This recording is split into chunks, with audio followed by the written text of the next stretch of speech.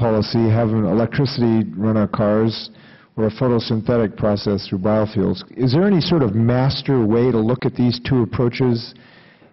Does one have any intrinsic, ultimate, greater efficiency? Or well, the thermodynamic limit of efficiency for photovoltaics is actually over 80%. That is conversion of sunlight to electricity.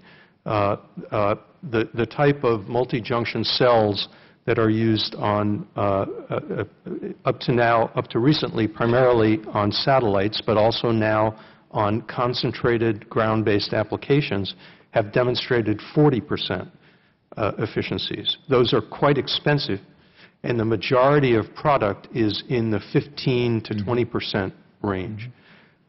So whether there is a thermodynamic limit to the efficiency of a biological process, I'm sure there is, but I don't know what it is. I know that the most efficient green plants are about 0.5% efficient, and as I mentioned, algae is 3 to 5. So photovoltaics is even at 15% very considerably ahead. And the other aspect is that photovoltaics actually works as well or better in the winter. So cold weather, the efficiency of the cells actually goes up slightly. Of course, you have less sunlight, but it would be hard to grow green plants during that same season. Thank you. One of you made reference to the need to extend the construction deadline, and I missed what that reference was to. Is that Mr. Gallagher? Could you tell me what you were referring to? Certainly. In the Recovery Act that was passed earlier this year, in order to obtain the grant in lieu of the investment tax credit for renewable energy, the project must get into construction by the end of 2010.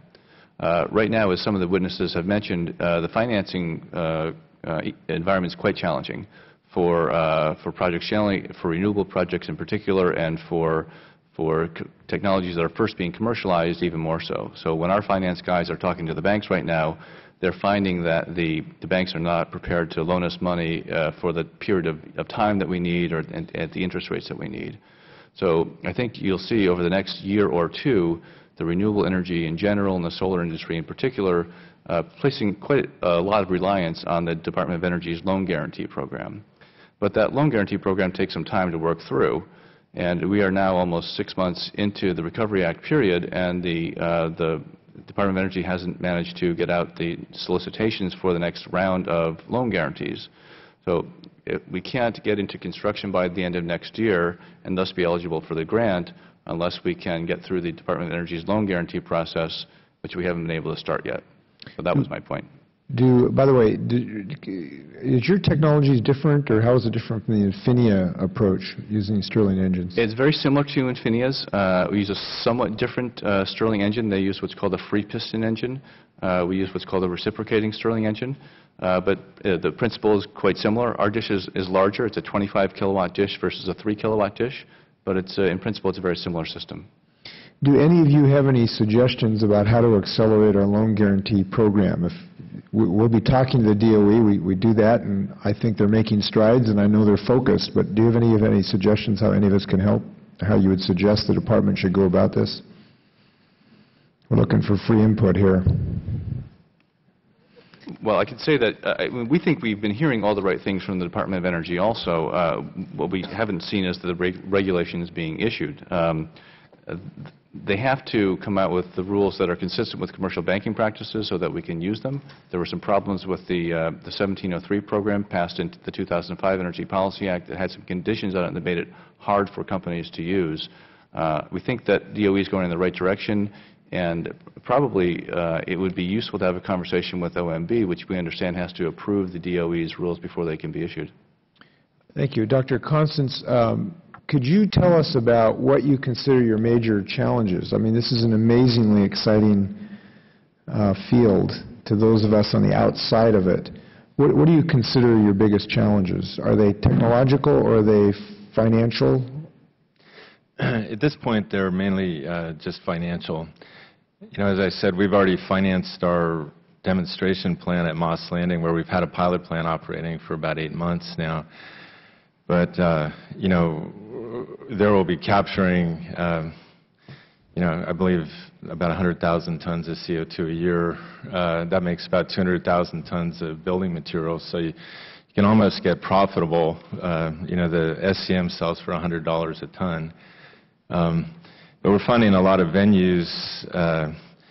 We really need to build say a 50 megawatt demonstration plant is about $120 million. And to go from, we're a venture capital backed startup, and there's just not a way we can sell equity to raise that kind of money. So we really need a significant amount. Following the first larger scale plant, though, it's become apparent that we will be able to receive financing fairly readily. The problem in this chasm now is venues, not only in the United States, but around the world, are looking back to the last 8 years, and the concept are very fixated on geologic sequestration rather than a profitable use for the CO2. Quick question. I know the building industry can be conservative about adopting new technologies. They want to make sure things last 100 years. Sure. What are the best things you can do to achieve that confidence? Well, we're in pretty good shape. We gave a AEA accredited course at the World of Concrete, which is the largest 80,000 person meeting. My vice president of materials development is the past president of the American Concrete Institute. We have a 40,000 square foot lab in Los Gatos doing all of the tests. We're in discussions with all the major Portland cement companies. We're doing very, very well on that front. I personally hold over 70 issued patents on cement, and we're very confident about the technology. We're very confident about the carbon capture. We're achieving over 90% carbon capture in Moss Landing. Well, it's very exciting. Speaking as, I think I'm the only former cement truck driver on this panel, so I really appreciate your expertise on this. Thank you very much. Thank you. Gentleman's time has expired.